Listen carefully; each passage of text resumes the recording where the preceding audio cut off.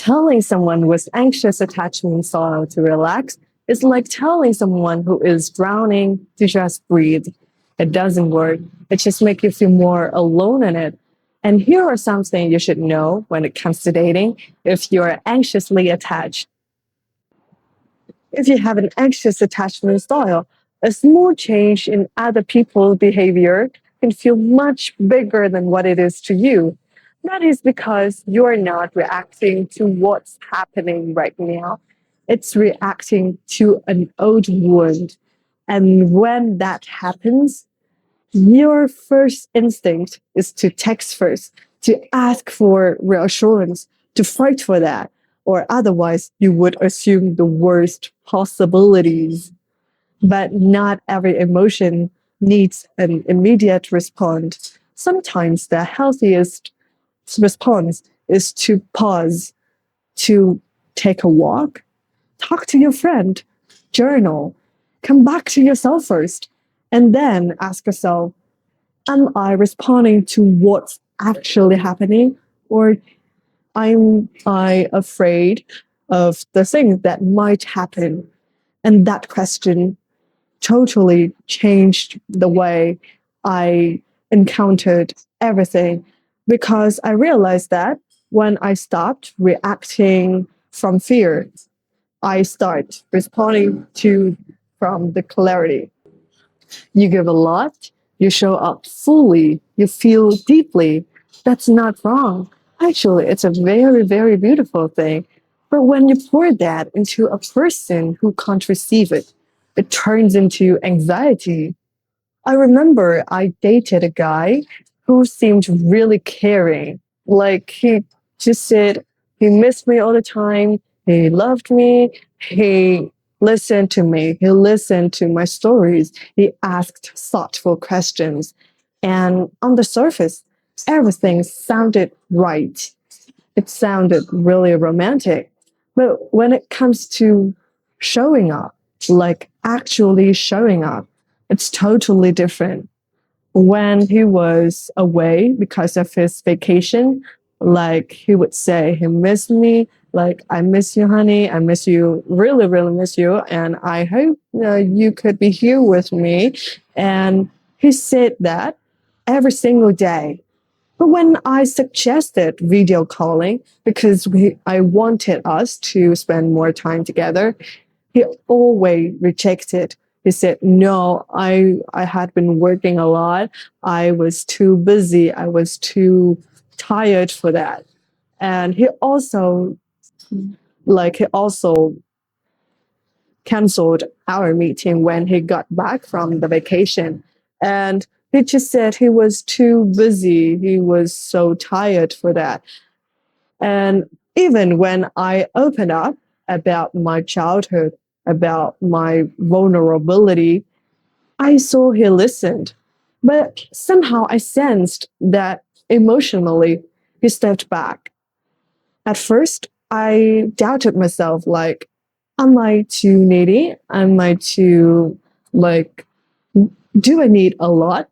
But looking back, I I realized that I wasn't anxious because I'm too needy.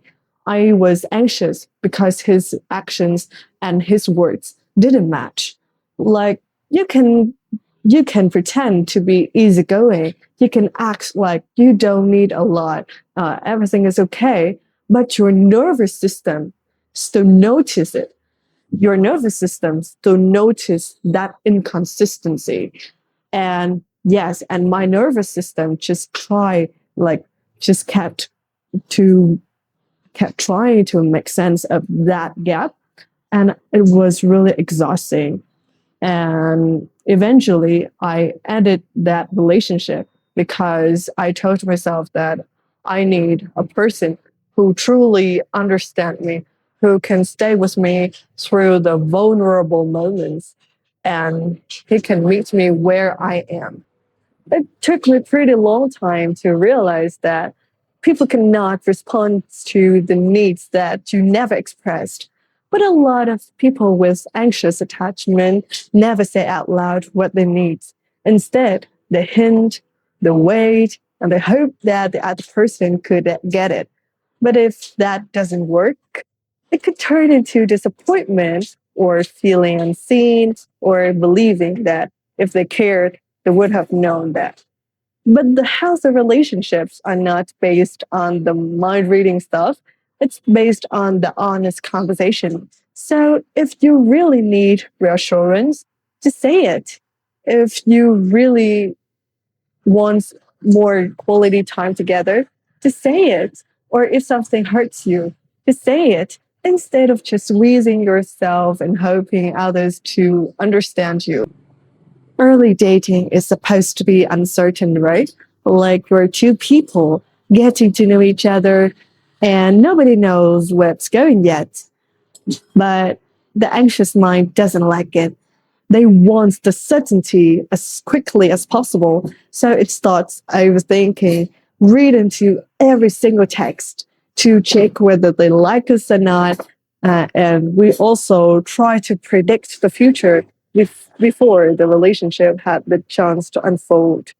So, what if instead of trying to control the outcome all the time, and instead of that, we just simply enjoyed, just enjoyed staying present, just have fun, share your own stories, go on dates, laugh, share your own stories, listen to them, create memories. And you don't have to decide whether they are you're the ones after just 2 weeks. We, yeah, we don't have to force the relationship to move faster than they are naturally meant to.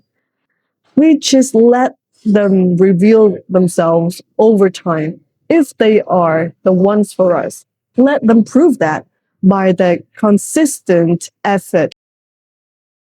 Dating doesn't have to look like a constant guessing game. A lot of pain comes from not knowing what's really going on. And at the time, your mind just naturally tries to fill with all the worst possibilities. And if you're tired of second guessing everything, you can come to the website and click because it should help you to analyze the conversation with your person and you can understand them more clearly and like much better. And if you feel like the expressing your needs is really, really hard to you, it can also help you to communicate more clearly and calmly. You don't have to squeeze yourself for anyone. You can say whatever you think, say whatever you feel without overthinking, shutting down, or anxiety. The link is in the description. I really believe that love and to be loved is the most beautiful things in the world. And that should come from mutual understanding.